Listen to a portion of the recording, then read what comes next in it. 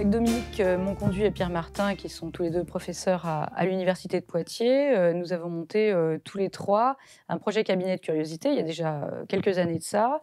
On a souhaité tout d'abord créer un site de référence en la matière, une base de données qui permette de regrouper tout ce qu'on pouvait savoir sur les cabinets de curiosité. Donc, ce sont ces lieux où les collectionneurs au XVIe, XVIIe siècle, c'est l'origine, collectionnaient des merveilles de la nature ou des merveilles de l'art et où ils trouvaient à les exposer éventuellement à des visiteurs. Donc ils les collectionnaient pour leur propre instruction parce que c'était des lieux aussi de savoir, de contemplation des merveilles de la nature, mais aussi des lieux où on pouvait venir se renseigner et contempler à son tour ces beautés. Alors ce qui s'est passé, c'est que nous, à Poitiers, on a eu cette idée parce qu'on a un apothicaire à Poitiers au XVIIe siècle, au tout début du XVIIe siècle, qui s'appelait Paul Contant et qui avait un extraordinaire cabinet de curiosité dont il était très fier et qu'il faisait visiter vraiment avec grand plaisir et qu'il a rempli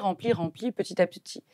Partant de ces catalogues qui sont ici conservés à la médiathèque de Poitiers, on a voulu travailler dessus, Pierre Martin et moi, donc on a donné une édition commentée de ce catalogue qui s'appelle Jardin et cabinet poétique. Et puis ensuite, on a souhaité agrandir et que ce catalogue soit le point de départ de la réunion de nombreux catalogues. C'est comme ça qu'on a eu l'idée de monter ce site. Donc le site qu'on a monté s'appelle curiositas.org et ce site, il a été monté grâce à une collaboration avec l'Espace Mendes France et en particulier avec Thierry Pasquier qui en a assuré non seulement la création technique mais aussi la maintenance technique, tandis que nous, en tant que chercheurs, nous assurions le contenu scientifique. Voilà.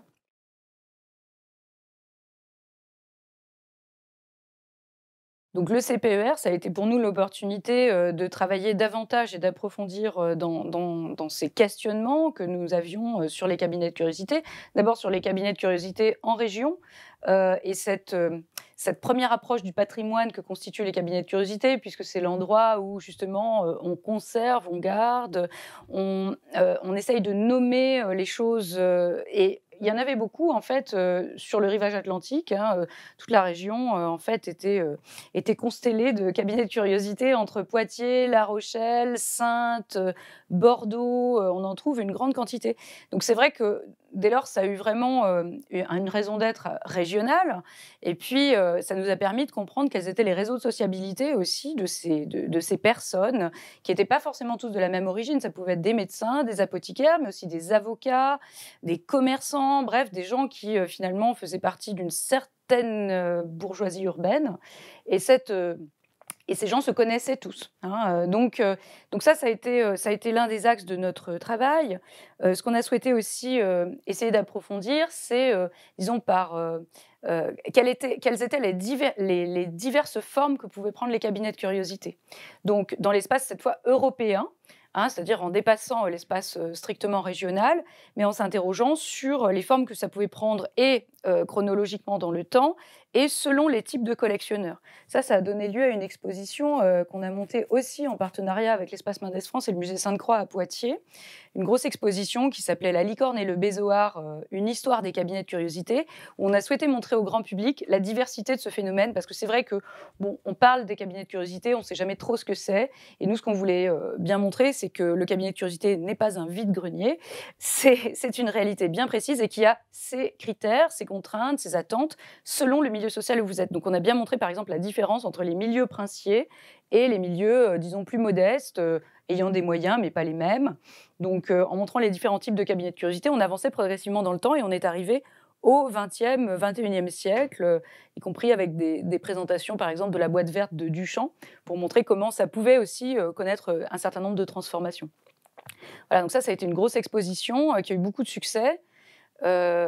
Qui nous a fait connaître aussi, et c'est comme ça qu'un peu par rebond, on a été sollicité pour une autre exposition à Landerneau en 2019, qui nous a permis aussi d'entrer dans une autre logique, parce que c'était pas tout à fait évidemment le même objectif, cette exposition-là, mais on nous a sollicité justement pour le caractère historique des choses et pour poser un peu un point académique au départ, et ensuite que l'exposition puisse démarrer. C'était aussi une très grande et belle exposition en 2019. Voilà, donc par rebond, on trouve comme ça des opportunités. Et puis sinon, on a aussi, monté des journées d'études, qui étaient plutôt axées, disons, sur des thématiques ou sur des objets précis, comme par exemple les armes, tout récemment.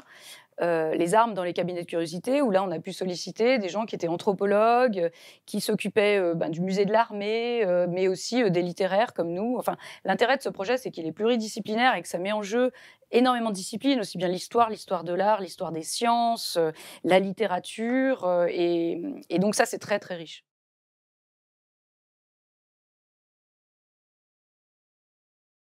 Oui, c'est un phénomène européen. C'est un phénomène qui doit se penser indépendamment de la notion de frontière. D'abord parce que les gens, pour approvisionner leur cabinet de curiosité, procèdent souvent à des déplacements, à des voyages sur le terrain et rapportent des éléments qu'ils ont pu trouver, grâce à des expéditions bien précises. Et puis ensuite parce que, les curieux, de toute l'Europe, forment une espèce de communauté, très large, au sens vraiment européen du terme, où tout le monde arrive à se comprendre parce que, plus ou moins on parle tous latin, où on arrive à se comprendre, en dépit des différences de langue vernaculaire. Et pour autant, eh bien, comme tout le monde voyage, non pas seulement les collectionneurs, mais aussi les amateurs. Eh bien, les amateurs, en passant dans un cabinet de curiosité, ils vont, peut-être acquérir un objet ou faire un échange, et cetera. Et c'est comme ça aussi que les objets circulent, hein, par des systèmes de dons de et d'échanges. Et ces amateurs qui font des tours comme ça d'Europe, non seulement ils font des tours d'Europe pour s'instruire dans les différentes universités, mais aussi pour visiter les grands cabinets de curiosité, qui commencent petit à petit à avoir une certaine renommée, sur la place européenne. Donc il y a vraiment une mobilité énorme. Et cette mobilité d'ailleurs, je précise, on la retrouve aussi au niveau des livres, enfin des catalogues qui rendent compte de ces cabinets, puisque ces catalogues sont publiés, parfois retraduits dans différentes langues, donc ont une très, très large diffusion aussi. Et on peut estimer, à ce titre que les gens qui n'auraient pas fait le chemin pour aller faire la visite réellement et se déplacer physiquement, peuvent avoir connaissance de cabinets qui sont très éloignés de chez eux grâce à la diffusion du catalogue. Donc ça, c'est un autre vecteur de la connaissance et de la diffusion, de la circulation en fait des savoirs sur les curiosités. C'est un vecteur très très important.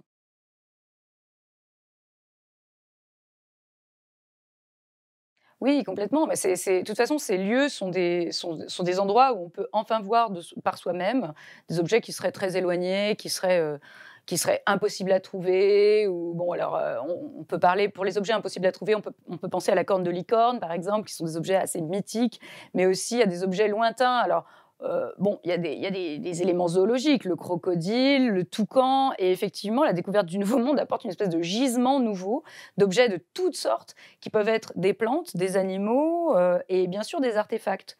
Et lorsque, enfin, on est en contact avec, un canoë, une natte de jonc, un hamac, chose qu'on n'a jamais vue jusqu'à présent. On sait que Montaigne, par exemple, avait un hamac, avait des armes amérindiennes chez lui, parce que c'est tellement fascinant qu'effectivement, on a envie de les posséder et de les avoir chez soi. Ce sont des objets très rares, sans circuit d'approvisionnement régulier.